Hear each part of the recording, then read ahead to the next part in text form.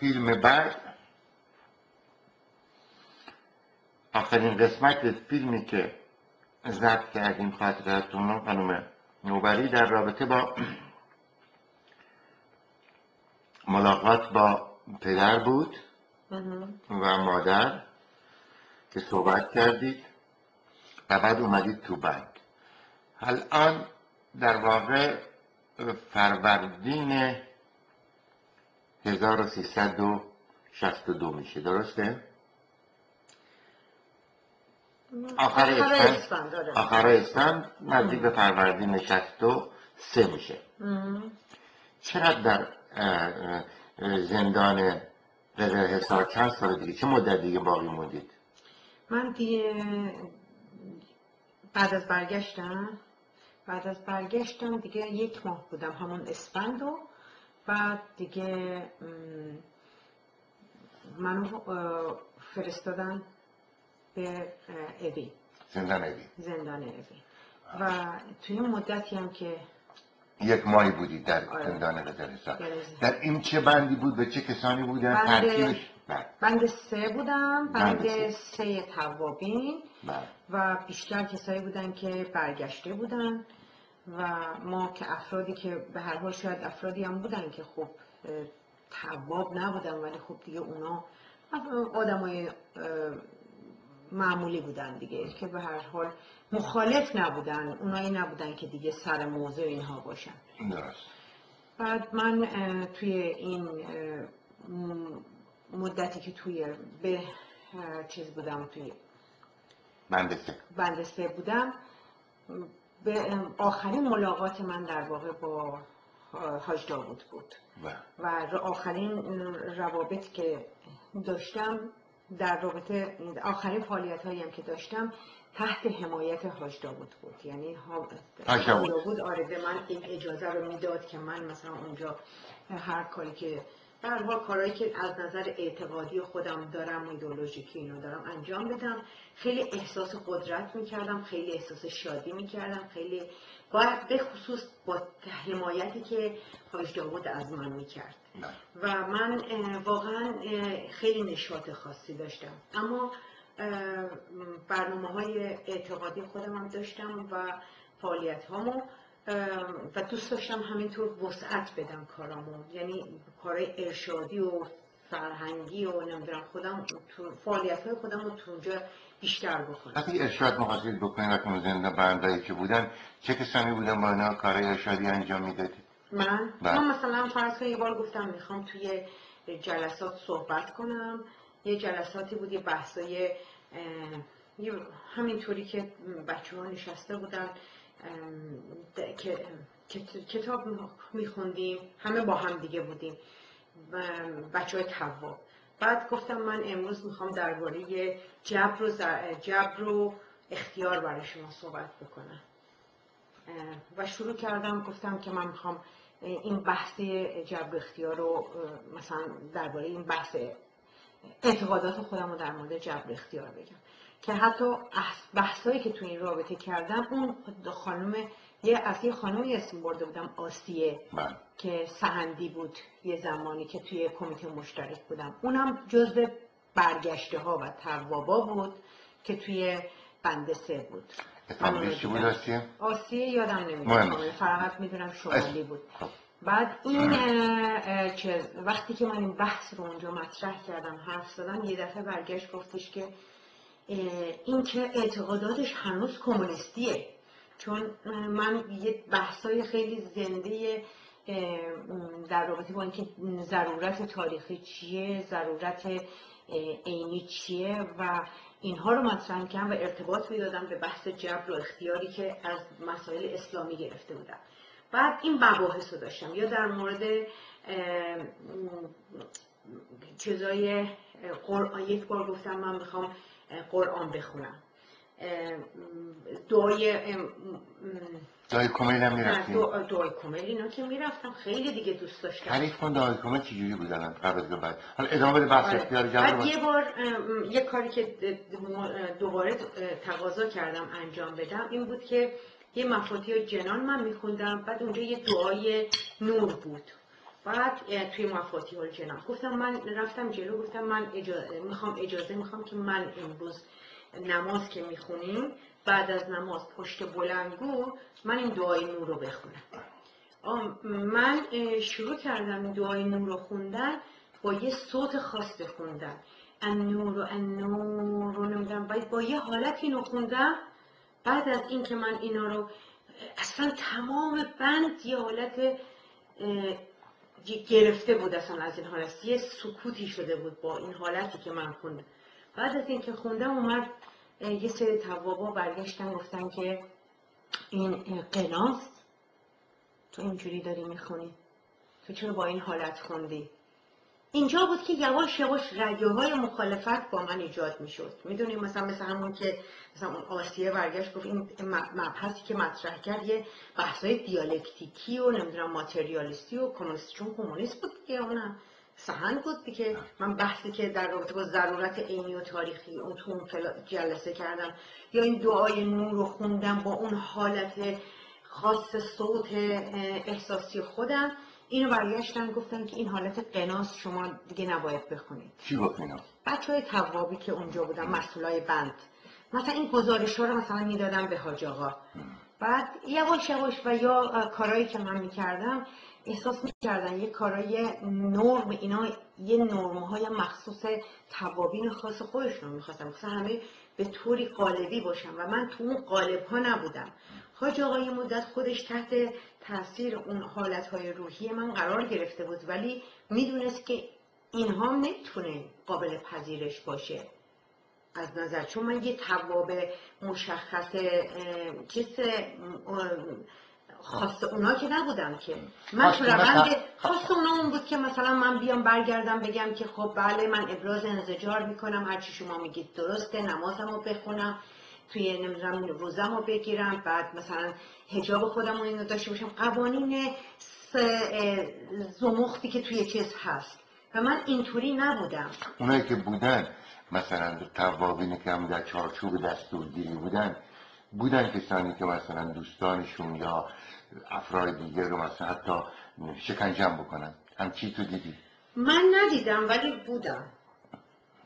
حتما بودم، بخاطر اینکه شکنجه رو که ما نمیدیدیم. نه منظورم خبر میدادن. آره تا حد تیر خلاص هم ما شنیده بودیم که شنیدن دیگه، در حد شنیدن. مثلا ما میشنیدیم که فلان تواب توی مثلا توی شعبه میره حتی تعزیر میکنه، یا مثلا میبره اون بچه‌هایی هستن توابین که میرن میگن بده تیر خلاص رو ما بزنیم، یا مثلا میگن که گزارش هایی که میدادم. ببین من اینا چیزایی بود که نمیتونستم هیچ وقت. من گزارشی که اینا از تواب معمولی میخواستن این بود که بیا بگو که مثلا کی با کی حرف زد، کی با چی کار کرد، کی نمیدونم مثلا فرض کن که نماز خوندم. اینو برای من همیشه مسخره بود. هیچ وقت تو عمرم یه همچین گزارشی رو نتونستم بدم. ولی الان که همه توابین با هم هستن کسی گزارش علیه هم دیگه نمیده، چون همه دیگه توابن دیگه.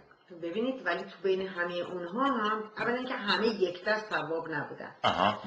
من این که توابی که الان هست مثلا فرض کن اون یکی هم کنترل میکنه دیگه.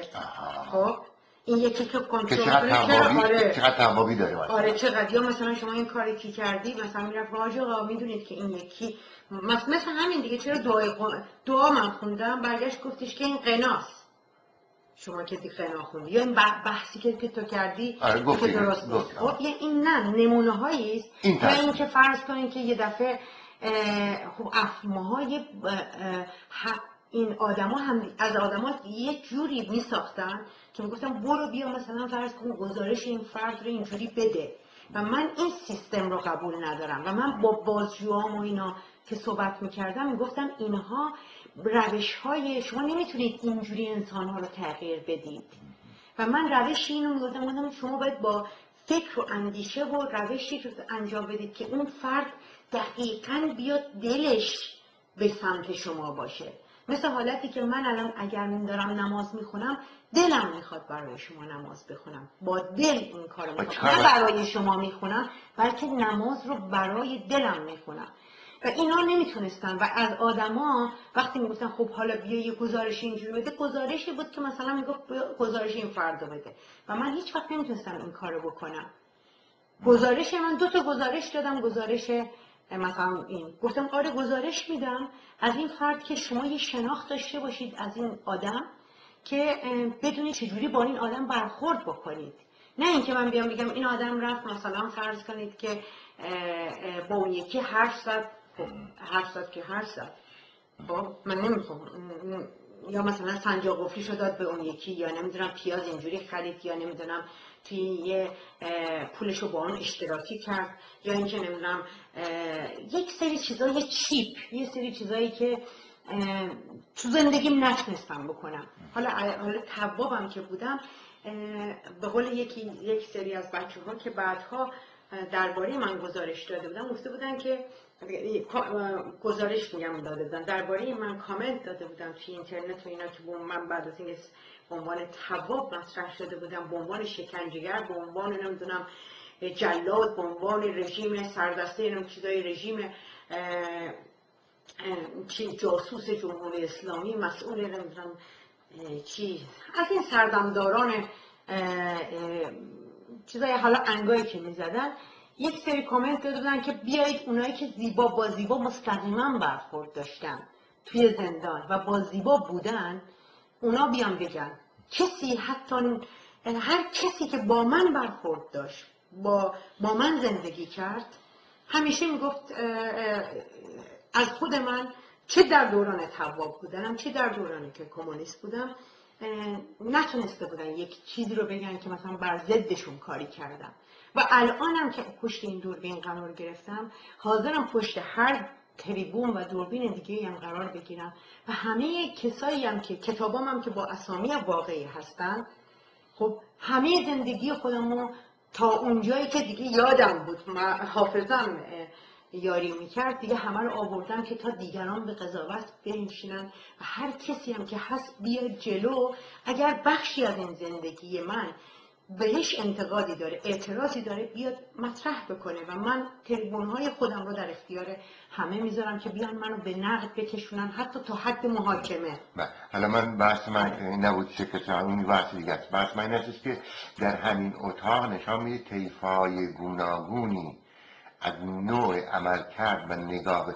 مثلا اینا که تمام برداشته بودن، چند درصد یا چقدرشون درصد نمیگی از طریق شکل تو، یعنی شکلی مسیری که تو به این درون تابوت و تمام توضیحاتی که دادی و بعد از اون سیستم رو هم که ما نشون دادیم تو این کاغذ که چگونه بوده از روان، میتونی تقسیم. الان میتونی امروز با این نوع نگاهی که الان داری که چه مکانیزم هم در مغز تو شد، اونا رو چجوری میتونی کاتگورایز، تقسیم بندی بکنی؟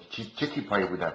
چه کسانی تواب تاکتیکی بودن، چه کسانی تواب از مثل تو بودن که تغییرات در مغزشون ایجاد میشه تا 10 سال بعدش هم مسلمان باقی میمونه، چه کسی، یا مثلا 10 سال، یا چه کسانی که خب از ترس جان، یا مرد یا تواب، کدومشون در یکی بود که اعدام میگیره فرد تواب مثلا، یه زیر اعدام بود. اینا میشه همچین تقسیم بندی های توی این مرحله‌ای که از رزل حصار میدی و اوین دوتا ترکیبا مقایسه کنی و در این حال توضیح بدی. خیلی آرام این کار باید بکنی که دلیل در بیاد. ببین اولا این به سوال تو بخشای ابعاد مختلفی رو داره که من تو این رابطه، یعنی واقعا سوال ساده ای نیست.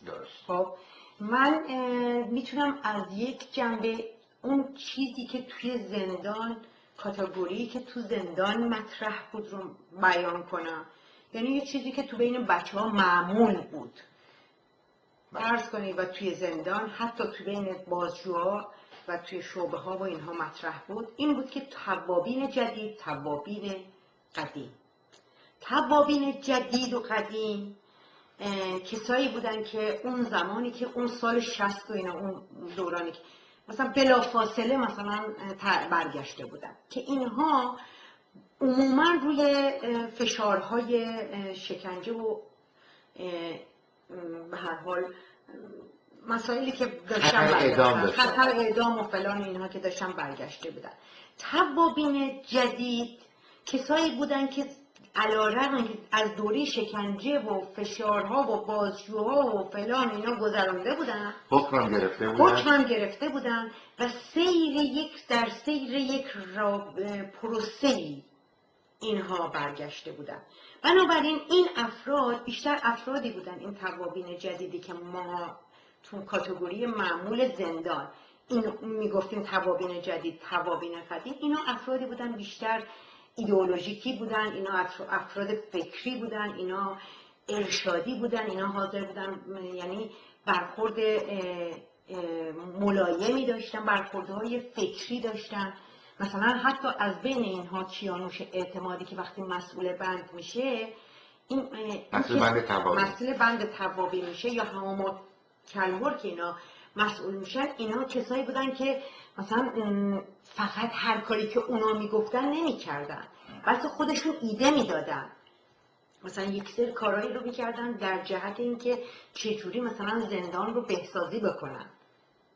میدونید روابط سیستم مثلا توابین جدید بودن، کیانوش و کلمور. حالا این سوال طوری جزء اینا، چون جزء دوره ما این کلی کاتگوری که تو زندان معمول بود، توابین جدید، توابین قدیم. بنابراین توابین جدید با توابین قدیمی مثلا اینا رو زیاد قبول نداشتن، چون مثلا میگفتن اینا هر کاری که توی کاتگوری اونا نمی گنجه و هر کاری که اونا میکردن اینا نمیکردن. اینا بیشتر بحثایی از خودشون ایده داشتن. مثل اینکه مثلا وقتی من بازجوم به مثلا هیچ وقت به من نمیتونستم که گزارش بیا بده، میدونید، یا مثلا وقتی میگفتم من صحبت میکردم باشون، برخورد میکردم، من با بازجوم گفته بودم تا موقعی که شما رو قبول نداشتم با شما وارد بحث نمیشدم، چون شما از نظر من ضد انقلاب بودید. ولی حالا که من شما رو قبول کردم بایستی وظیفه خودم میدونم که تصحیح کنم اشتباهات این رژیم رو، و این رژیم اشتباهات زیادی داره. حالا اون موقع میگفتم نظام نمیگفتم رژیم. به هر حال و مثلا میگفتم یکی از اشتباهات ما نقد میکردیم. من در نقد این سیستم، این نظام در زندان خیلی چیزا نوشتم. از این جنبه این کارو میکردم چون اعتقاد به نظام داشتم. کیانوش و کلمور هم شبیه تو بودن اینجا؟ کیانوشو شما نبودن. نه، شیوه کارشون رو تعریف بکنی، تقسیم بندی کنی، تقریبا به این شیوه نزدیکه. ببین تقریبا به این شیوه بود. خب من منتها با اینا بعداً برخورد نکردم مستقیما. من کیانوشم که دارم میگم، کیانوش چون بعد از اینکه این کتاب منو خوند از توی لندن، من به فایل PDF رو فرستادم و بعد گفتم اگر میخوای، چون تو هم بخشی بودی، اگه میخوای چیزایی رو تکمیل کنی مطرح کن. یه سری چیزایی رو اضافه کرد، یه سری داده هایی رو به من داد، یه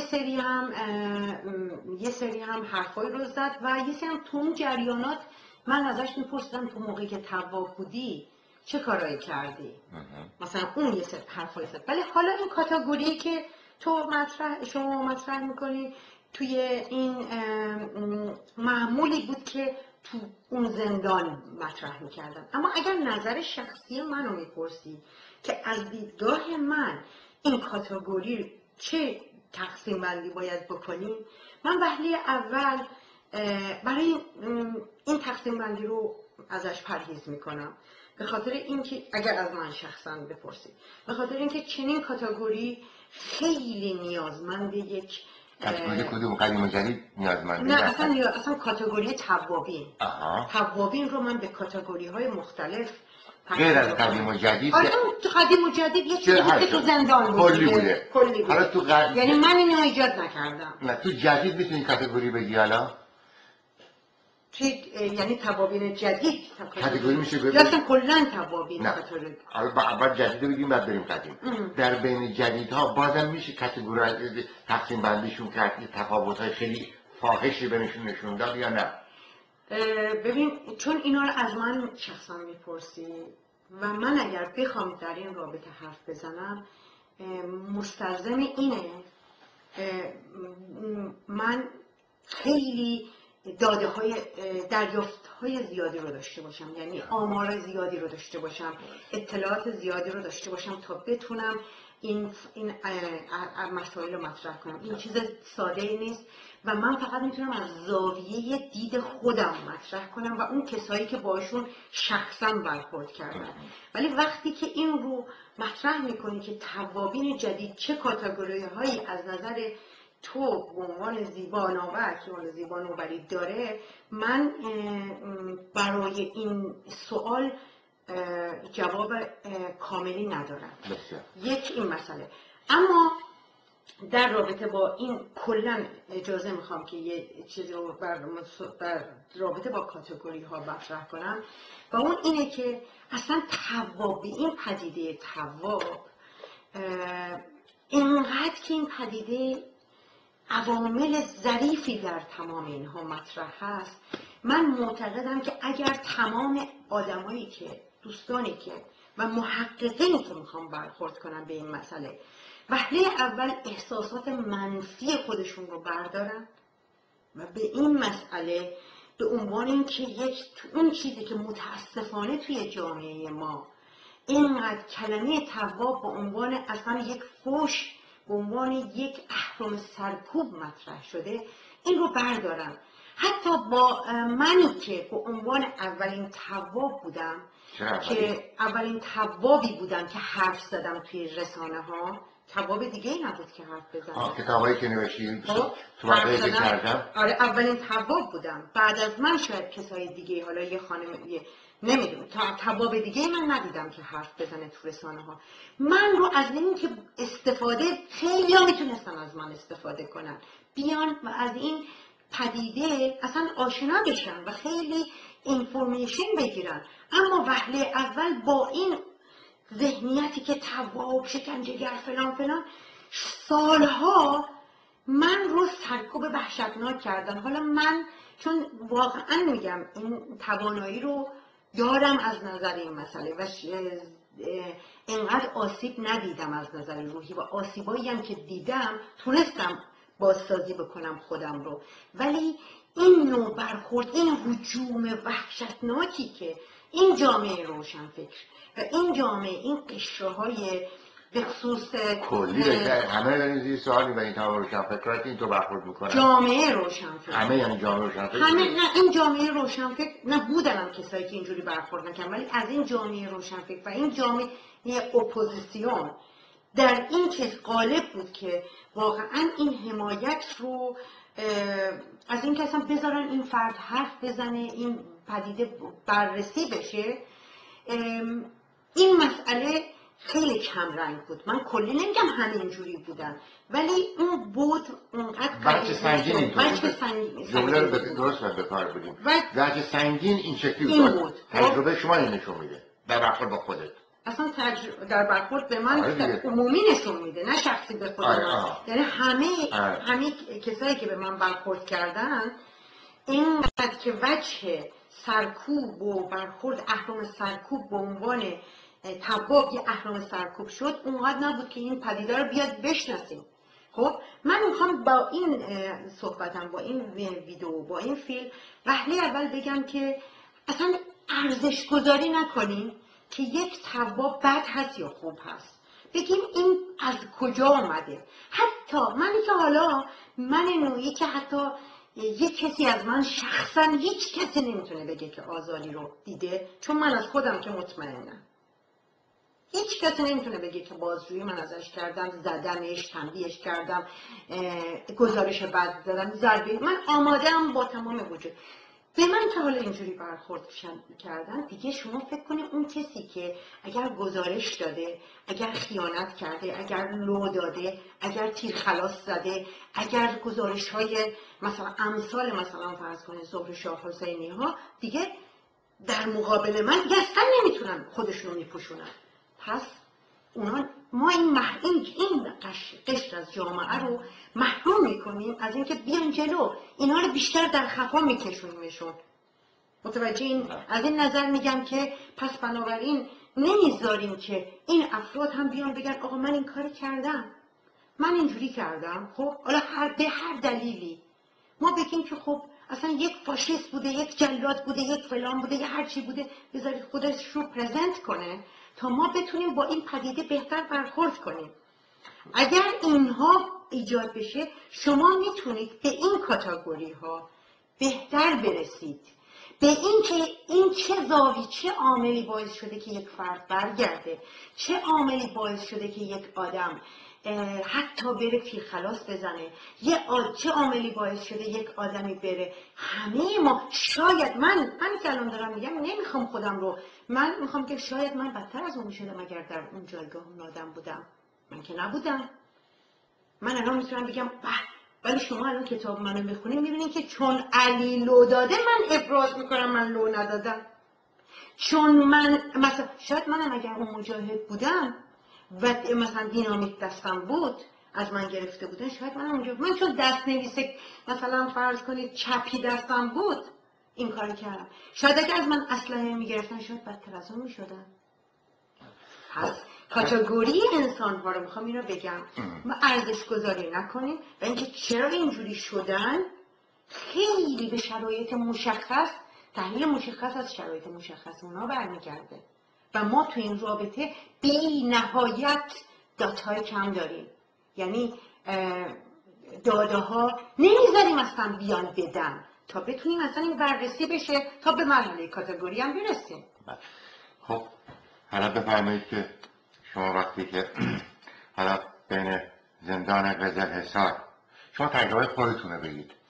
قزلحصار رفتید به اوین، در اوین چه بخشی بودید و بعد تجربه اوین رو، زندان اوین شما 2 سال و نیم تو زندان اوین بودید، بعد از اینکه رفتید شما 63 رفتید، فروردین 63 رفتید تا نیمه اول 65 از زندان آزاد شدید. تجربه 2 سال و نیم زندان اوین رو صحبت کنید. من این مرحله باز هم واقعا برای من این مرحله در واقع میتونم بگم دوران خوش توابی من فقط اون 1 ماهی بود که من با تو قزلحصار بودم و شاید با حمایت حاج آقا بودم و شاید اون حالتهایی که داشتم و از لحظه‌ای که وارد اوین شدم انگار من یک فردی شدم خسر دنیا و آخرت. یه سری میگفتن یعنی هم این بر از دست داده بودم هم اون بر از دست داده بودم. نه من این بر قبول داشتم، توابو قبول داشتم، چون دیگه من اون توابی نبودم که توی مراحل اینو مورد تمسخر شدید اینها قرار گرفته بودم. توابای اوین اصلا هیچ کسی منو تحویل نمی گرفت چون اونا یه تیپ های دیگه ای بودن. بعد قلیل بودن آدمایی که خب افرادی بودن که مثلا طرز فکرای منو داشتن و مراحل برگشت منو داشتن. اصلا کلا فاز فرق کرد چون اونجا تو قزلحصار اونجوری یک دفعه جو ماها غالب شده بود، یه تیپ آدمای خاصی بودیم همدیگه رو میشناختیم. این توابای دسته دوم جدید. ولی اینجا که اومدم اصلا جدید و قدیم به این صورت نبود و منی هم که اومده بودم دیگه اصلا بافت همه چی تغییر کرده بود. توضیح بدید. آدمای جدید بودن، نه اون تابوت بود، نه اون روابط گذشته بود، نه چه سیستم، یه سیستم دیگه ای بود. نه حاج داوود رحمانی بود. من باید میومدم توی مثل دوران قبل از اون زمانی بود که من تو کمیته مشترک اینا رفته بودم. آدما فرق میکردن. حالا گزارشاتی که این افراد داده بودن به این بچهای چپی، به بچهای سر موزه، این بود که این سیبا برگشته. خب از طرف اونا که دیگه قبلش که بایکوت بودن حالا دیگه 1000 برابر بکنید اون جواب دیگه بایکوت خائنه. اون موقع که من علی رو نگفته بودم خائن بایکوت شده بودن. این دفعه که دیگه علنا رفتن دیگه مصاحبه هم کردم دیگه تواب شدن دیگه اندر خائن دیگه اندر بایکوت اندر بایکوت. این از اون طرف که به قول یکی از این بچه‌ها گفت تو خسر دنیا و آخره هستی. اونم یه مجاهدی بود خیلی از من یعنی با یه نفرتی اومد گفت چون خیلی سر موضع بود گفت تو میدونی که چی هستی؟ مجاهده بود خیلی دختر خیلی خوشگلی هم بود اومد جلو با یه نفرتی گفت تو همون بر از دست دادی همین بر از دست دادی. تو این فکر کرده که تواب شدی به یه چیزی میرسی به تو میگن این همین کلمه خسر و آخره و از دنیا رو اون به کار برد. این بر نه خواهرها قبولم داشته خواهر پاسدارا توی بازجوام یک بازجو بود که منو قبولش، بازجو خودم. شما چهره این بازجویی که اول بود نه چهرهاشون ندیده بودم، ولی این برادر جواد بعد از مدتی که با من برخورد کرد به من حتی گفت چشمانتو بردار. در اوین؟ آره در اوین. میگفتش من تو رو قبول دارم و برای آزادی تلاش میکنم، ولی بدون خیلی قبولت ندارم. 3 بار خودش اقرار اون کرد، گفت 3 بار برای عفوت تلاش کردم، رد شد.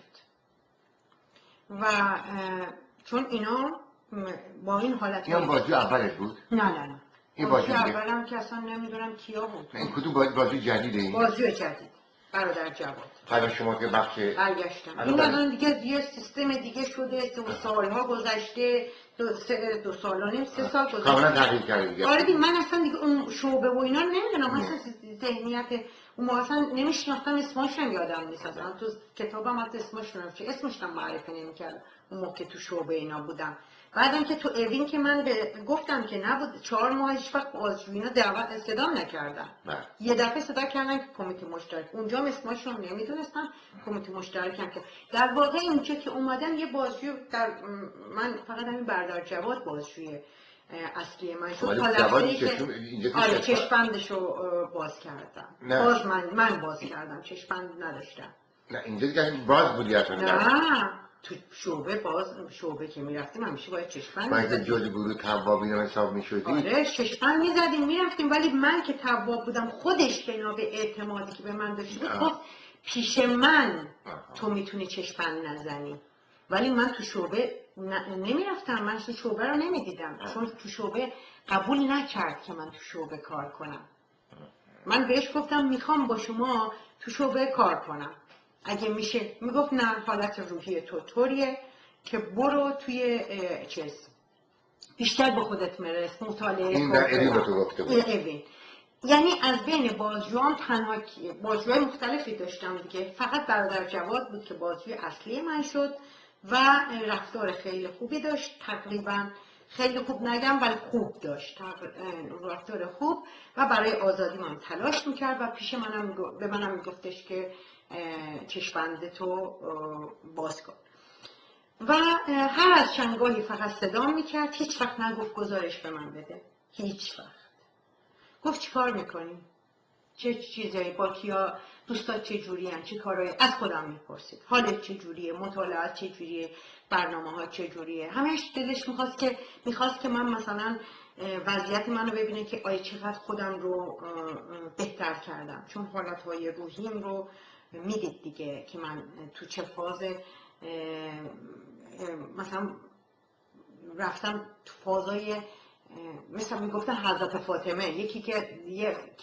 یکی از بازجوها به طعنه گفته بود به این بازجو، گفت اینه که ول کن، که این که میگه من از حضرت فاطمه هم بالاترم. منونه یعنی یه حالت عرفانی خیلی بالا. بنابراین این میدید که این حالت هم مثلا من تمام از لحظه‌ای که وارد چیز شدم اوین تصمیم گرفتم که روی خودم کار بکنم، از نظر عرفانی و اسلامی رو شروع کردم به مطالعات خیلی شدید، یعنی تمام مدت مطالعه، بعد قرآن خوندن و نماز خوندن. نماز شب به من به هیچ عنوان ترک نمیشد. نماز شب یعنی چی؟ یعنی 2 شب تو بلند میشدی تقریبا. نماز روزی که نماز شب مخصوص چیز بوده و تنها کسی که نماز شب براش واجب بوده پیغمبر بوده. من به خودم گفته بودم که من دست کمی از پیغمبر ندارم، منم بر خودم واجب میکنم. خیلی سخت بود نماز شب، درست 2 شب باید پاشی بخونی. وضو میگرفتی؟ وضو که میگرفتی که 1 ساعت نماز شب هم طول میکشید. بعد نماز شب باز نماز روز فرق میکنه اون آره نماز الان یادم نیست ولی خیلی مفصله. مفصل‌تر خیلی مفصله. نماز معمولی 5 دقیقه طول میکشه، نماز شب خیلی برنامه ها کجا داریم. یاد گرفته بودی اینو؟ خب من میخوندم دیگه کتابای اسلامی رو. نماز شب یاد گرفتی؟ آره یاد گرفتم میخوندم اینا رو دیگه. من اصلا بعد از اینکه دوره زینب من درس قرآن میدادم، سخنرانی های 300 نفری داشتم تو مدارس این ور اون ور مجالس. اصلا من از نظر عرفانی و اسلامی رو خیلی قوی شده بودم. من اصلا درس تفسیر قرآن میکردم. تفسیر قرآن این خودم دیگه. بعدنم که حالا بعد از زندان که میام بیرون میرم طلبه میشم. طلبه شده بودی؟ آره طلبه میشم. حالا اینا رو تو مرحله بعدی مطرح میکنم، ولی من اینا رو شروع کردم به بازسازی خودم. بعد گفتم که خب اسلام این چیزایی که مطرح میکنه کتابا رو میخوندم، برنامه ها رو گذاشتم. برنامه ها خیلی زیاد بود تو زندان، یعنی برنامه های خودسازی. بعد روزه من تا لحظه آزادیم با خودم شرط بستم، عهد بستم که روزه بگیرم. همه به من میگفتن مریض میشی میمیری. یعنی من موقعی که از زندان اومده بودم مثل یه پر بودم، اینقدر که ظریف و لاغر و اینها بودم. از زندان اومده بیرون؟ لحظه آزادی روزه بودم. خب موقع زندان رفتی چند کیلو بودین شما؟ من اون موقع شاید 49-50. موقع به زندان رفتی 50 کیلو بودی؟ آره دیگه کلا. موقع از زندان اومدی چند کیلو بودی؟ دیگه شاید واقعا 44-45 کیلو لاغر شده بودی؟ آره نمیدونم، من هیچ وقت وزن نکردم ولی تفاوتش خیلی محسوس بود. قبل از موقع از زندان اومدی بیرون داری یه دونه؟ آره دیگه این عکس. نه از زندان اومدم بیرون این همون نگه داریم؟ آره یا چیز اینو این اونو ولی که در پایین اینو بیارم بیرون، جلو بیارم این زندان اومدی بیرون اینه روسری سرت چیه؟ اینجایی الان این شکلی شدی. آره این شکلی شدم در انگشتر عقیق و عقیق هم داری دستی؟ آره عقیق. بعد حالا چیز اونو که نشون هم نیست. آره اینجا هم که خب مثلا مشخص خیلی لاغرم. این درست موقعی که از زندان اومدم بیرون اینجا هم لاغرم. پشما ثابت نگه دارید. ولی خب کلن که خب من چاق نبودم چون یه دختر جوونه به هر حال زندان و اینها. ولی زندان یه جایی بود که ماها قبل از اینکه من روزه بگیرم و روز چیز بکنم خیلی ما خوردن یه تفریحمون بود. میدون بعضی غذا چطور بود توی زندان این که با این وضعشین غذا چطور بود؟ غذا کلن از نظر من در حد متوسط بود، به غیر از اون دوره‌ای که گفتم یه مدتی که مربا اونجور چیزا بود. نه بحث من سر الانشه. خب اینا بود که مثلا متوسط دیگه، مثلا برنج بود ولی خب مرغش مثلا مرغ که میگرفتیم کل قابلمه بزرگ برای کل بند بود، شاید 2 تا مرغ 3 تا مرغ بیشتر نبود. برای نمیدونم 100 نفر 2 تا مرغ برای 100 نفر. اینو ریش میکردن. ریش میکردیم قاطی میکردیم با برنج و هر کی میرسید. بله 2 تا مرغ برای 100. آره 2 تا مرغ 3 تا مرغ توی اون قابلمه بزرگه بود. ریش میکردی بعد به هر کی یه تیکه کوچولوی مرغ میرسید توی برنج قاطی میشد دیگه. حالا از بحث خوراک همین خواستم کلی بپرسم. حالا بگید که در اینجا که شما درس تفسیر مذهبی میدادید و مذهبی هم شدید نمیدادم، درس نمیدادم، میخوندم. آره اون خون دادن هم بعد از اینکه درس دادن هم و اون سخنرانی هم و اینها بعد از آزادیم بود. آزادی از زندان. ولی این فاصله ای که من طرد شدم از همه طرف و بعد تنها موندم دیگه، منم اصلا دیگه این که اصلا من بیا با کسی حرف بزنم تحویلم نمیگرفتن که. خب نه اون بر تحویلم بابا خیلی مسخرم میکردن، خیلی اذیت شدم ازشون، خیلی. حتی مثلا وقتی دعای کمیل میخوندم اصلا خیلی نماز میخوندم دعای کمیل میخوندم گریه میکردم، بعد اینا میمدن ادای منو در میآوردن یه چیزایی میکردن. من با منم که حرف نمیزدم. اون توابای معروفی که توی تو بند بودن و اینها بابایی که مثلا سرشناس بودن، با بازجو همکاری میکردم، فلان میکرد، اینا که اصلا من تحویل نمیگرفتم. اگه من تحویل میگرفتم من خوشحال میشدم، نه اینکه بگم من با اونا کاری نشم، اونا منو نمیخواستن. این برم که اصلا منو نمیخواستن سر موضعی ها.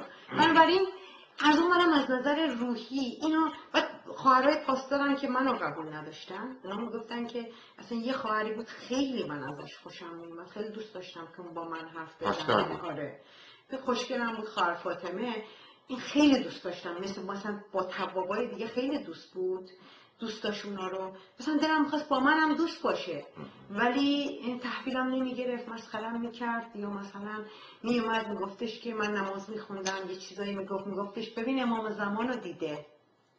پاسدار، این پاسدار زن بود. زنه خواهر فاطمه وقتی میومد میگفت نگاه کن، مثلا حالتهای احساسی و نماز و اینجور چیزایی منم مسخره میکرد و من دیگه خب وقتی تحویلم نمیگرفتم چیکار میکردم دیگه. خب و این مجموعاً توی اون لاک خودم بیشتر فرو میرفتم. از اون برم این فضای برگشت من که توبه کرده بودم و احساس گناه و اون گریه و زاری هایی هم که داشتم و اون نماز و اینها خیلی به اون شرایط من خب کمک میکرد، یعنی به اون نه کمک کرد، تطبیق میکرد.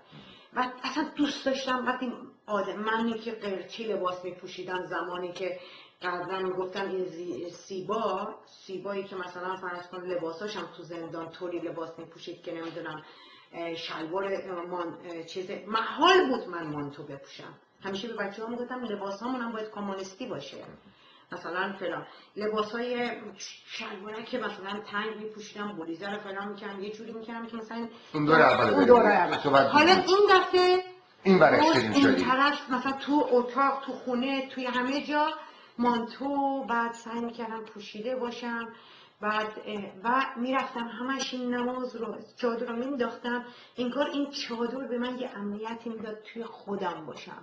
حالا تو هیچ کس نبود، نامحرمم نبود، ولی مینداختم، بعد گریه میکردم، حرف میزدم، چیز میگم، نماز و روزه 9 ماه روزه سکوت گرفت. یعنی چی؟ یعنی چی؟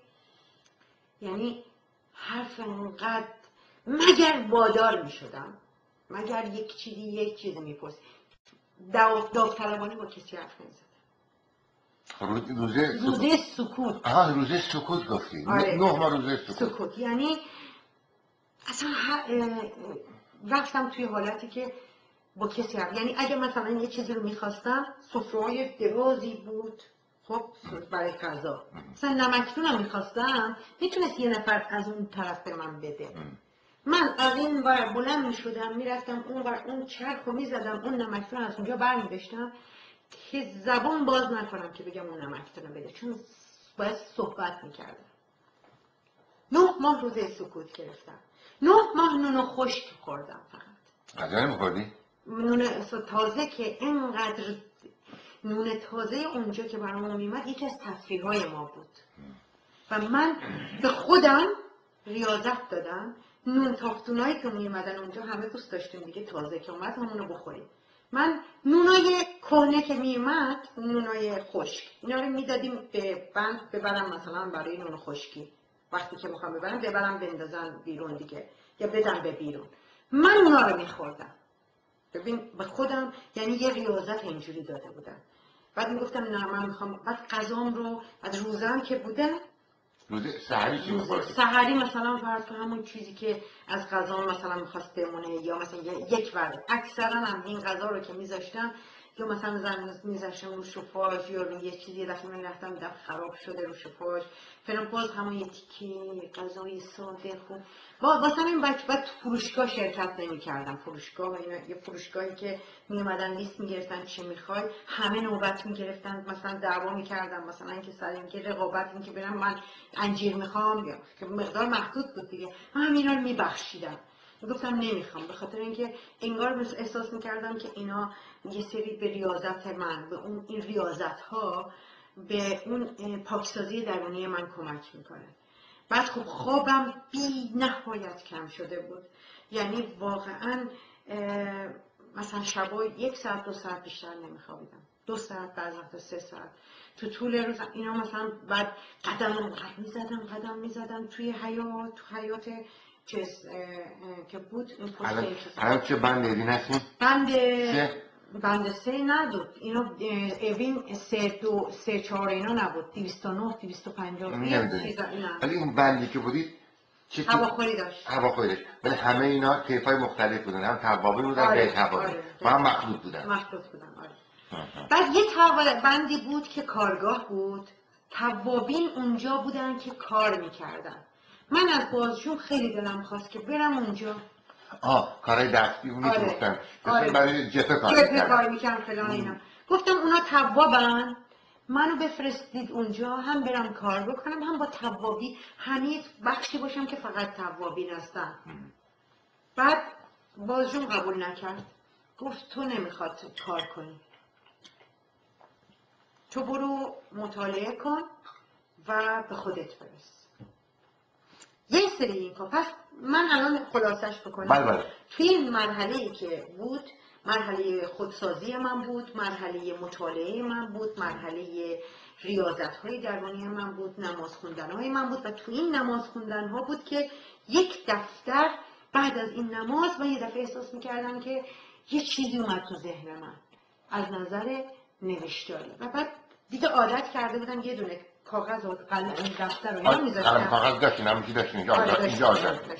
بعد اینو گذاشته بودم اونجا تا میومد به ذهنم سر نماز وقتی گریه می‌کردم یا فلان، یه دفعه یه چیزی میومد، یه شعری، یه نوشته‌ای. بعد مثلا می‌نوشتم، بعد همون لحظه وقتی که می‌نوشتم بعد بلند می‌شدم فرداش می‌خواستم اینو بخونم. بعد میگفتم وای این کلمات، این از مثلا ادبیات نخوندم، مثلا ادبی نبودم، کلمات از کجا اومد، چقدر قشنگه، چقدر روونه، چقدر. اونجا بود که من احساس کردم که یعنی در واقع نطفه اولیه این کتابای من که خب خیلی ها میگن که خب این کتابای تو از نظر ادبی، از نظر سلیسی و روانی قویه، آیا مثلا ادبیات خوندی یا فلان یا کجا این علم رو یاد گرفتی؟ میگم این علم مثلا من اونجا تازه کشف کردم که تو درون من بود و جاری شد، کلماتی بودن حالا توی ناخودآگاه من بود یا توی کلم و میومدم بیرون و من اونجا بود که شروع کردم به نوشتن. یکی از کارهای دیگه ای که بازم ارضا نمی شدم با این همه ورزش، با این همه ورزش نمی کردم اونجا، ریاضت های چیز داشتم، مثل همین مثلا نماز شب، نماز نمیدونم روزه، غسل جمعه، غسل جمعه. ببین آب چیز خیلی سرد بود، آب اوین از رودخونه بعد همیشه بعد همیشه هم که همون باز نمی کردن که خب هفته 2 بار بود. بعد اگر میخورد به روز جمعه، خب روز جمعه آبمون سرد بود، به اون آب گرم نداشتیم. من با اون آب یخ میگفتم باید غسل جمعه بکنم. میرفتم، دوستان میگفتن هر روز میتونی حمام برن؟ حمام آزاد بود اینجا؟ حمام آزاد و آب یخ بود دیگه. نه روزای دیگه گرم بود. نه 2 روز در هفته. 2 روز در هفته گرم بود. آره. بعد وقتی که من میرفتم با اون آب یخ میومدم پاهام کبود میشد از سردی این آب، ولی میگفتم من باید غسل جمعه‌ام بکنم. بعد از اون برم که چون روزه میگرفتم، دوران پریودم که روزه نمیگرفتم، خب مثلا روزه حرام بود دیگه اون موقع برزم، به خاطر این ضعف بدنی این هی مثلا لکه که میدم گفتم نه غسل حیض باید بکنم، باید برم غسل حیض بکنم. با این آب یخ امروز غسل میکنم، باز دوباره فردا لکه میدم، بازی غسل کن. یعنی این اصلا میگفتن دوستان یه سری که میگفتن دیوانه زیبا، زینب، اون موقع زینب میگفتن دیگه، اصلا مریض میشی اینجوری با این آب سرد. میگفتن نه من باید تمام چیزهای اسلامی درست باشه. یکی از مسائلی هم که برای من اونجا از طرف این تمام این اپوزیسیون های مختلف و چه توابین، چه این خواهرها، چه تمام این کسا برای من به عنوان یه حربه زجر برای من استفاده میکردن، میدونستن که من با اسم خودم سیبا خیلی بیگانه شدم و هر کسی به من گفت سیبا، من اینجوری میشدم. اول میلرزیدم، گفتم به من نگه سیبا. حس میکردم تمام این گذشته من میاد و من زجر میکشیدم. بعد اینا فهمیده بودن این حالت منو، همون خواهرها میگفتن سیبا، همین توابا میگفتن سیبا، همین چیزا میگفتن سیبا. فقط کسایی که دوستای نزدیک من بودن و منو مثلا یه سری دوستایی بالاخره پیدا کرده بودم که اونا به من میگفتن زینا. این دوستا چه کسانی بودن؟ مثل فاطمه دادگر که الان مهری دادگر تو آمریکاست، البته حالا داستان من با اینکه بعداً چی شد این بمونه، یا مثلا یه دختر، یه سری کسای زینب قیامتیون، یا یه کسایی که اسمشو آوردم اینجا الان دیگه. بعد یکی از این قصد و اینجور چیزایی که بود، باز اینا منو ارضا نمی‌کرد و من یه بار گفتم که من میخوام یه فعالیت اجتماعی چیزی هم داشته باشم، باز یه فعالیت برای این زندان و برای این چیز انجام بدم. باز رفتم به بازجوم گفتم که خب قبول نمی‌کرد که نه کارگاه برم، نه برم نمیدونم تو شعبه کار کنم، نه با این.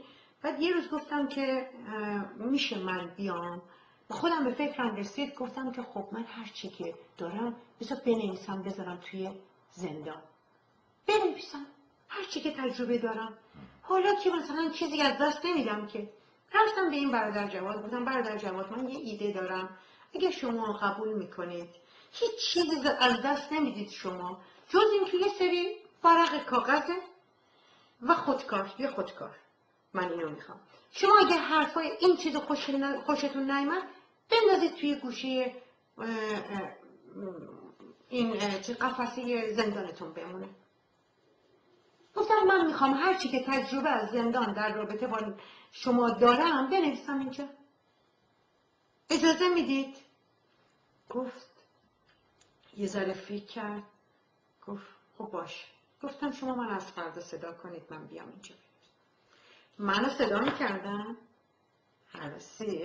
سیبا معمار نوبری اونا میگفتن، اون خواهر، حالا مهم نبود دیگه، پذیرفته. این کسایی که توی زندان بودن چی فکر میکردن؟ چون کسی که هر روز میرفت شعبه، میگفتن خب منم دیگه میرم تو شعبه کار میکنم دیگه. آقا نگاه های وحشتناک این آدما که این میره تو شعبه کار میکنه. تو خودت هم با دست خود دردسر درست میکردی دیگه. خب من که دور دردسر بودم، خب حالا بازم نفعل گوش بده چی شد. نه این جنبه پرانتز بوده. اینو نگاه میکردم گفتم جهنم، حالا یه نگاه که بوده 10 تا نگاه که بوده دو سه تا اضافه بشه، من کار خودم پیش ببرم. من میرفتم مینوشتم، شروع کردم، چقدر شد؟ نزدیک 75 صفحه. چی نوشته بودی؟ همینطور نقد سیاست‌های از ابتدا که شما چه کارایی کردی، چه جوری بوده، شما چه روش‌هایی میشد در این زندان به کار برد، اینها چیز نبوده، اصلا همینطوری نوشت. خیلی یه بار، 2 بار، 3 بار، 4 بار، همینطور برادر باز جواد هی منو صدام که من از خوشحالی که بنویسم شاید یه دفعه تو نیکی میکنه در دجله انداز. حالا ببین چه چیزی برای من این ایجاد کرد بعد از زندانم، همین 75 صفحه چه چیزی شد برای من. بعد تا اینکه یک روز حالا فکر کنم 10 بار رفتم همینطوری، هر دفعه اینو صدا که اینا میگفتن این کجا میره. منم به چند تا از بچه‌ها گفته بودم، تا اینکه یه روزی حالا نمیدونم میخونه برادر جواد، بعدا میگه که بابا جان این دردسر برامون یا فلان، خودمون داریم سند میدیم یا فلان میدیم. چون یه بارم یه حاج آقایی به من صدام کرد، برگشت گفتش که یه حاج آقایی که اونجا خیلی مرد خوبی بود ارشاد میکرد اینا رو. من هر چیزی که می نوشتم اونجا یه صندوق انتقادات و پیشنهادات بود، هر کی هر چه دوست داشت می نوشت ولی اسم نمی نوشت. من با اسم می نوشتم. بعد می نوشتم نقد خودم در رابطه با این تئاتری که درست کردید. مثلا می رفتم مثلا فرض کن توی دعای کمیل مثلا قبلش یه تئاتر اجرا می کردم. تئاتر چی بود؟ مثلا بچه‌های تواب یه تئاتر اجرا می کردن. تئاتر مثلا یه تئاتر مثلا تو زندان دیگه، یه فعالیت‌هایی هم گذاشته بودن تو زندان دیگه. تئاتر مذهبی بود دیگه. آره مثلا تئاتر مذهبی. یه بار مثلا دیدم مسخره کردن مجاهدین بود. حالا توابا درست کردم در ضد مجاهدین. بعد من اون رو نقد کردم. بعد برداشتم گفتم که شما دشمن خودتون رو هم یک مقاله خیلی جالب نوشتم، اسمم نوشتم، تاریخم زدم، امضام کردم. و بعد یه سری چیزای اینجوری نقد میکردم هر چی که میدیدم. بعد مینوشتم چون تا زمانی که شما رو قبول نداشتم اشکالی نمیدیدم که اینو برام مهم نبود، ولی حالا شما رو چون قبول کردم نمیتونم از خطاهاتون راحت بگذرم. یه بارم اون حاج آقا یه بار اومد گفتش که ببینم تو این صندوق چیا مندازی؟ گفت تو نمیترسی اینجور اعدامت کنم؟ گفتم چرا؟ من حرفامو میزنم. گفت بابا تو کجایی؟ مثلا به عنوان مثلا خیرخواهی من به من گفت، حالا با چه انگیزه گفت حالا امضا میکنی اسمم میزنی هرچی هم دوست داری میگی؟ گفتم خب من حرفامو میزنم، به نظر من احساس میکنم مسئولیت میکنم. مثلا اونم به من گفته بود که مثلا هر چیزی که دوست داری ننویس. مثلا اونم مثلا رو خیرخواهی به من گفته. حالا این یکی بازجوام حالا نمیدونم، وقتی این حرفای دید اینا رو نوشتم یه روز اومد گفتش که بسته دیگه. حالا من ادامه داشت اگه نمیذاش همینطوره، گفت بسته دیگه نمیخواد بیاش. چقدر طول کشیدیم؟ میگم 10 جلسه اینا رفتم دیگه. 10 جلسه رفتیم اونجا. آره هر 2-3 روز یه بار صدا میکرد من میرفتم میشستم. من خوشحال بودم که این یه ماه ادامه پیدا کرد بعد تمام شدیم. آره این تا اینکه یک بار، حالا این داستان این بمونه که یه آقایی به اسم برادر بیژن توی زندان اینا رو میخونه و بعدها بعد از اینکه از زندان اومدم بیرون میاد دنبال من. حالا این بمونه به داستان بیژن، برادر بیژن، به داستان بعد از آزادیم برمیگرده که چی میشه و چه. این برادر بیژن جز بازجوها بود؟ اون کسی بود که تو شعبه رفت آمد داشت، من نمیشناختم. اینا خب خیلی بودم دیگه، من فقط برادر جواد و چشمم نزده میدیدم، اونو دیگه نمیشناختم. اونای دیگه رو نمیدیدم که. ولی اینایی که میمدن رفته بودن تو اون قفسه ها چیزا رو خونده بودن، یکیش این برادر بیژن بوده. حالا این داستانش این که بعد از اینکه اینو میخونه، این که اونجا تو اون گزارش چه کاری تو زندگی من ایجاد میکنه، به این که تو این کتاب هست. اون هیچ. ولی بیاین سر من از کارهایی که کردم، حالا تو این مدت دارم فعالیتام اینجوری بوده، بعد تصمیم میگیرم که برای آیندم آزادیم. بعد میدیدم که تو بازجو داره تلاش میکنه برای آزادی. خب تا اینکه یه روزی منو صدا میکنه میگه بهت عفو خورده. جواد. آره گفت عفو خورده، 12 سالت شده به 10 ماه 4 سال و 10 ماه.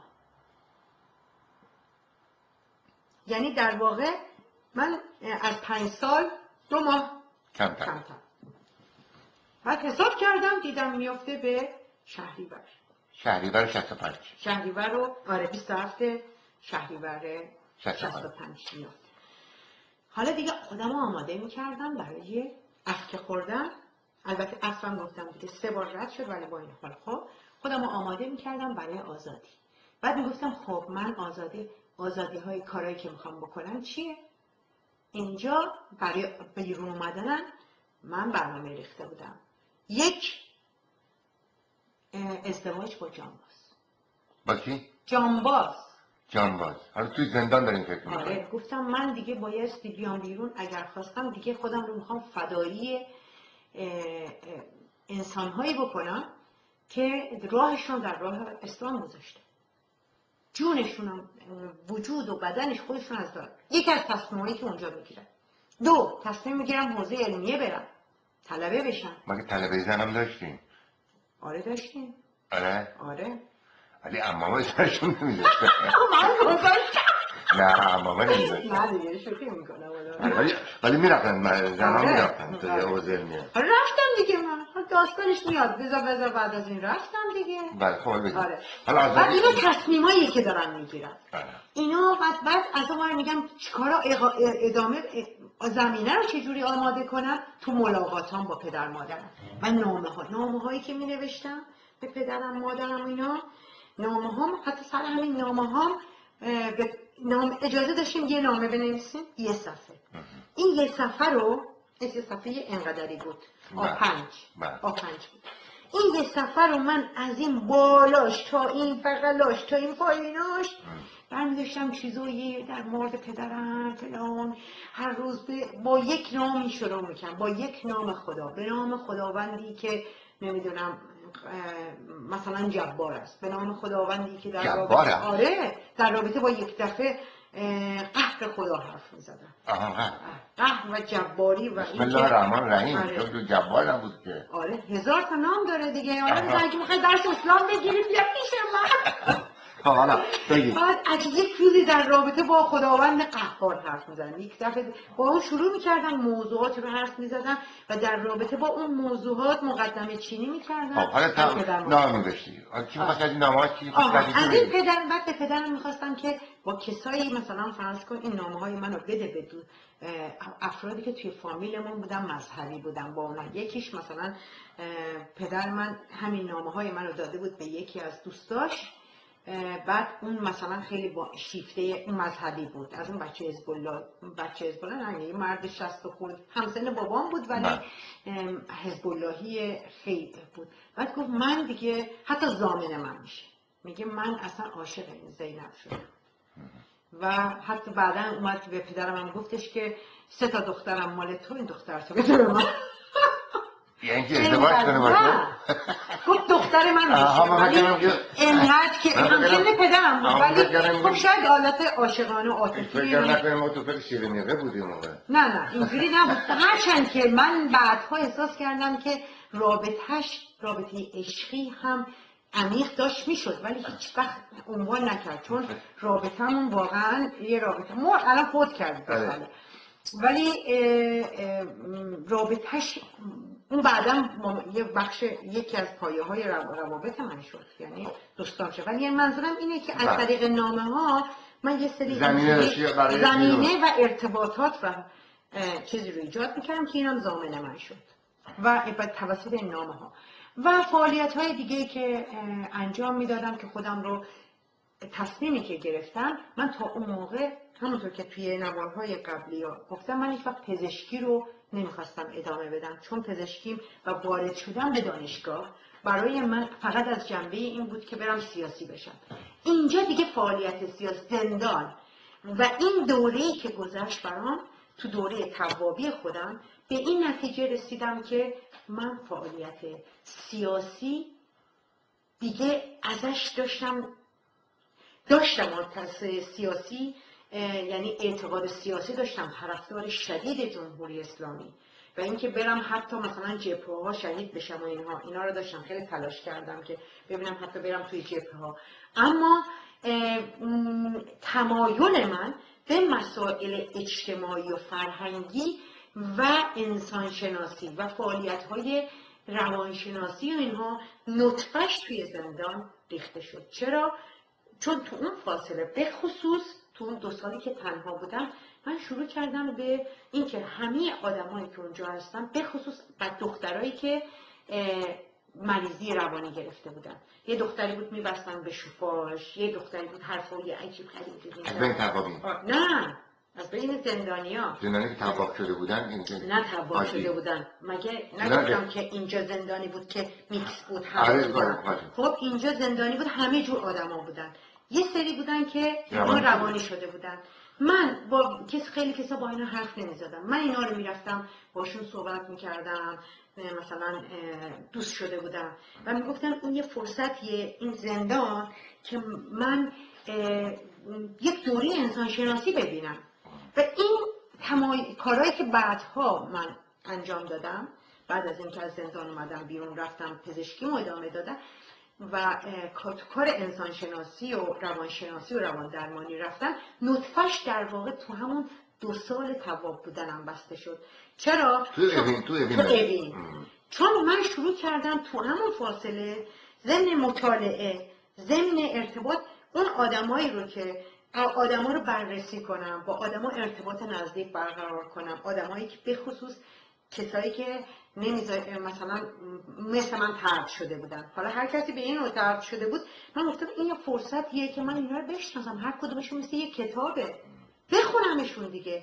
و داستانهای عجیبی هر کدوم تعریف میکردن که بخشیش رو من تو اینجا گفتم تو این کتاب زندان مطرح کردم و واقعا برای من بنیان رواندرمانی و روانشناسی و انسانشناسی من اینها در واقع در زندان شد و اینها تصمیماتی چیز کرد که من پایه های فعالیت های اجتماعی فرهنگی و سیاسی خودم رو سیاسی در منظر جمهوری اسلامی فرهنگی و اجتماعی و اینکه بعداً یواش یواش بیام بیرون برم تو این زمینه ها کار بکنم. حالا این مقدار دیگه این توضیحات به نظرم در اینجا کافیه. اگر موافق هستین الان زندان دیگه یه حادثه‌ای که نیست، از خروجتون زندان اگر اپیزودهای قوی تری هست که مثل همین اپیزودهایی که گفتید، اگر نیست بریم به طرف خارج شدنتون از زندان که تداوم پیدا کنه خاطراتتون از پایان دوران زندانتون، بریم به بیرون از زندان. روزی که روز 27 کنم شهریور بود دیگه که منو انتظارش می‌کشیدیم 27 آبان رفته بودیم زندان. آره 27 آبان 60 رفتیم زندان. 27 شهریور 65 هست که حالا دارم روز آزادیمون تعریف میکنم. روزی که آزاد بودم قرار بود که پدر مادرم بیان، منتها ما رو میبردن تو این چهارراه آزادی. چهارراهی هست، شهر بازی هم هست اونجا، تا دم اوین نمی اومدن، از اونجا ما رو میبردن تو منو بردن تو اونجا. دم اوین نذاش نیومد داییم و اینها. فامیلامون اونجا بودن، مثل این که دم اوین داییم اومد، یه نفر اومد، اینا یه نفری که میتونست بیاد. بالاخره نمیدونم یه قیدی اونجا داشت. من اون روز لحظه شماری میکردم. خب به هر حال روز آزادی بود. تا اون موقع مرخصی اینا به من نداده بودن، چون اصلا مرخصی به من تعلق نگرفت. و یک دفعه پشت بلنگو سیبال معمار نوبری زینب نگفتن دیگه. و یک بار اونقدر خوشحال شدم اون موقع، یک بار یا نمیدونم همون موقع بود یا هیچ وقت نمیگفتم، یک بار از زبانشون در رفت یا چی شد که پشت بلنگو گفتن زینب معمار نوبری. بعد سریع تصدیق کردم، ولی زینب معمار خواهر معصومه بود. اینقدرم رفتم گفتم شما هنوز زینب معمار نوبری صدا کردی. بعد دیگه صدا کرده و پشت بلنگو، ولی خب از دستش در رفته بود. یه برخورد چیزی کرد و اینا، یعنی اینکه بیخیال شد دیگه، همین از دستمون بررفت.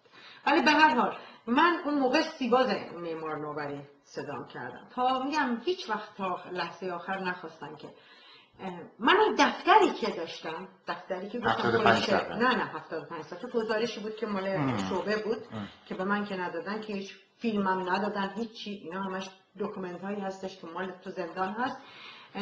ولی این دفتری بود که من سر نماز می نوشتم برای خودم تمام شعرها و شعرها خیلی قشنگی نوشته بودم تو حالتهای مختلف، که من اینا رو جزئیاتش و مسائلی که اتفاق افتاده خیلی جالب همش تو این کتاب هست که الان نمیخوام در این فرصت کوتاه به اونها اشاره کنم. وقتی که گفتم اون دفتره رو با خودم حتما اون خواستم بیارم، میدونستم که یه سری چیزایی نوشته جا تو اینا رو نمیذارم ببریم، ولی خب با اونها گفتم شاید اجازه بدن که من اینو با خودم بیارم، چون حاصل اون حالتهای من بود، یعنی نشانی از اون حالتهای من بود. بعد رفتم وسایلم رو جمع کردم و اینها، رفتم اونجا. خواهر فاطمه اومد، همون خواهری که من دوست داشتم، ولی اون همیشه به من همچین چیزی رو پاسدار بود. پاسدار زن. آره پاسدار زن بود. بعد نه من یه جورایی خوشم میومد ازش، ولی اون همیشه به من برخورد بدی میکرد. بعد این اومد سراغ من، بعد گفتش که حاضر شم، چون اونجوری هم میکرد که راضی نبود من آزاد بشم، یکی از مخالفای آزادی من بود. بعد گفتم که میشه من این دفتر گذاشتم تو این، نگفتم میشه، دفتر رو در آورد. گفتم ازتون خواهش میکنم این دفتر رو بذارید من ببرم. به هر حال اجازه ندادن و گفتش نه شاید یه جوری میخواست به انتقام خودش رو از من بگیره، که چون ناراحت بود من از زندان آزاد بشم.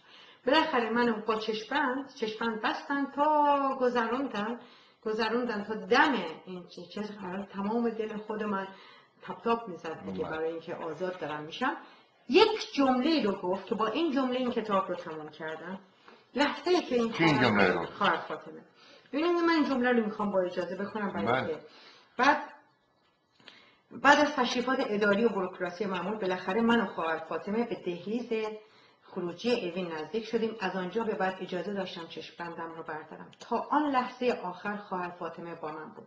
انگار او عمدن این مسئولیت بردن مرا به عهده گرفته بود و تمام این مسیر را با من آمده بود تا در آن لحظه ورود من به دنیای آزاد با خشم و غضب فراوان این جمله را بر زبان آورد: وای وای وای ببین کی داره آزاد میشه. سیبا سیبا سیبا. این به شما گفت؟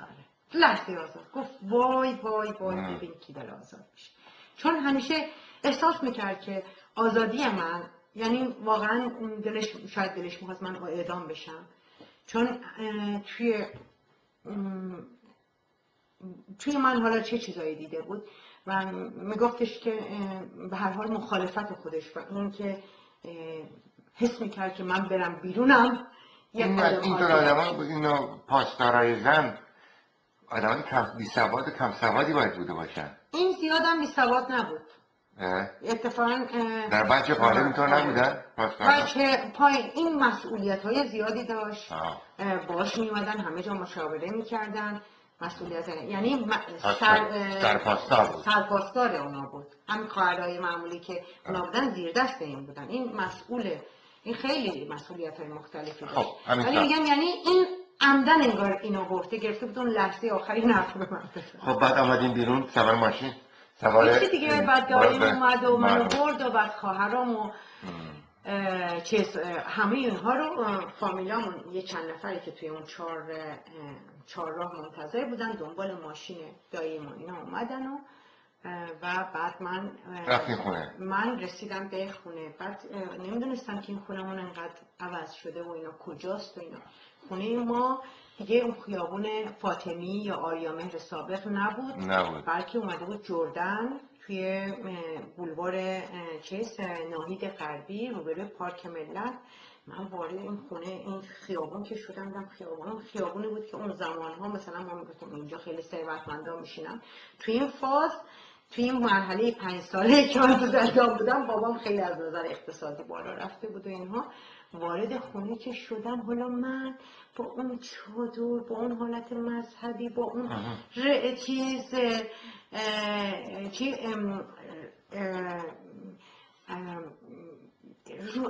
تصادفاً اون روز روزه نبودم چون روز پریودم بود و این وگرنه اون روزم چون با اون حالت چی میگن میگفتم نه من امروزم روزم بذار تا آخر امشب انجام غذا بخورم. روزه نبودم.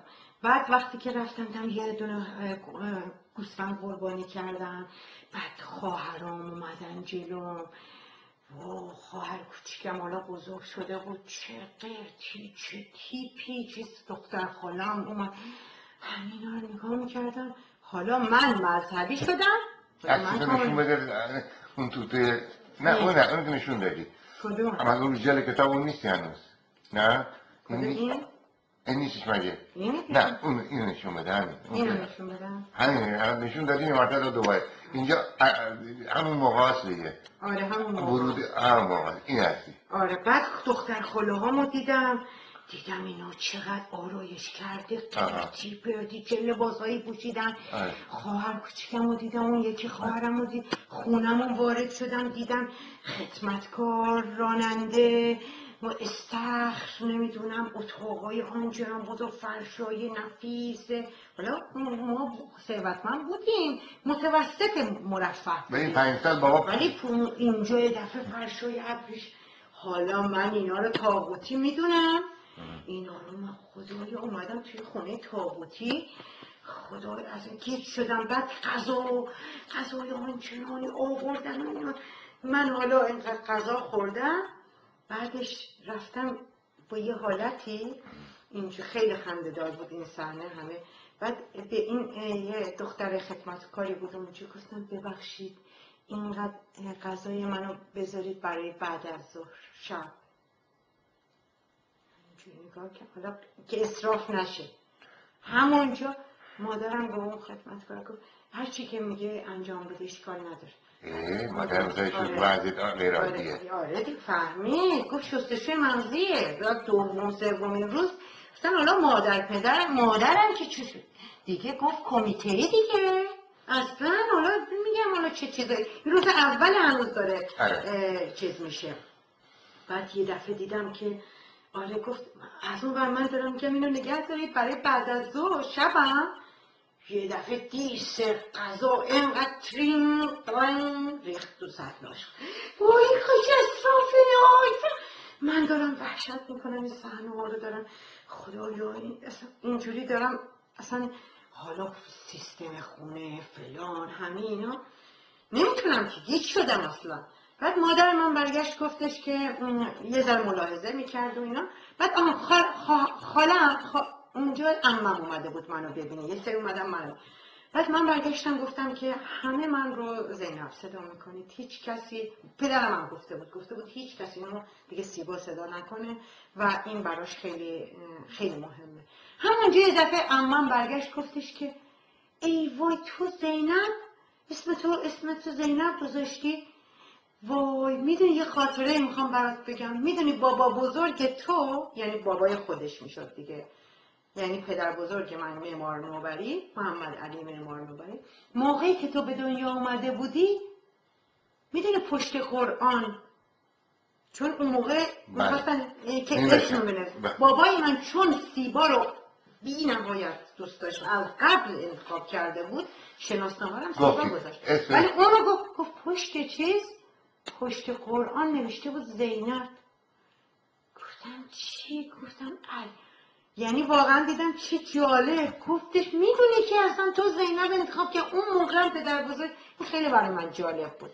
ولی تمام اولین تصمیمی که گرفتم حالا اینکه تناقضاتی که توی خانواده‌مون به مرور که پیش اومد مادرم اولین روز دومین روز رعایت کرد مثلا صدای قرآن من بعد من صدای قرآن میذاشتم نوار قرآن بعد خواهرم تو اون یکی نواره مایکل جکسون نمیدونم چی مایکل جکسون اینا که من نمیتونستم کسی گفتم نوار چیه باید نوار ندارید اینجا شروع کردم به ارشاد خواهرم.